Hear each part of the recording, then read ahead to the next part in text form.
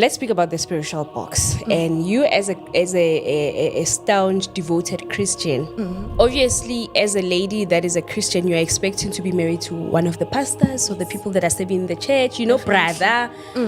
But do you really, really, really honestly think or believe, or maybe explain to us that? Because now I just think that if you are like that, you don't have to judge the next person. Actually, you have to have maybe an opposite person so that you can bring them into Christ. But then equally yoked, what. But then there's this discrimination when it comes to Christianity that sister brother, and then that's it. And you cannot date that. And obviously that is also the mindset that you had because you were a sister or Christian church. The truth is, that was the mindset that I had. But being close to a lot of pastors, I got to experience how pastors do their relationships. If you check the statistics, pastors are divorcing. The divorce rate of the born-again Christians promise is alarming.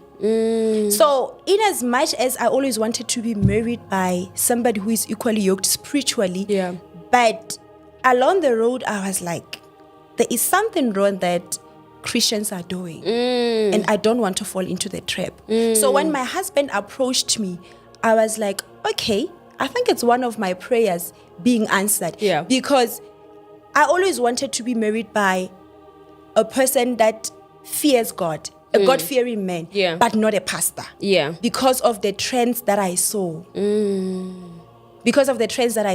Remember, back where I come from, I was close to pastors a lot. So I got to experience them on a personal level.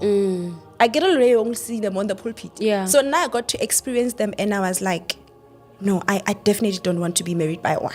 I pray that God sends most of the people that will be attending the event should be Christians. Because especially born again Christians, they are not, most of them are not able to separate the spiritual life. Of course, you can't separate. Meriam is Meriam. But you need to know that you are a pastor at home, at church. When you get home, you must be able to be a husband. I hear you. So most of them were not able to be husbands to their wives. They still wanted their wives to treat them as the pastors. Yeah. So that is the error number one that I saw. Of course, there are those ones now that are inspiring me.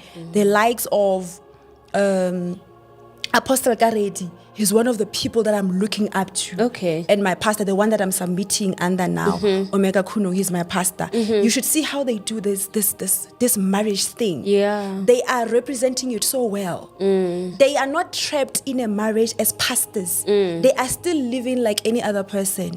So that is one thing that I never wanted. I wanted a husband, not a pastor. I've got a pastor at church. So that is why I agreed to say, and gave my husband a chance.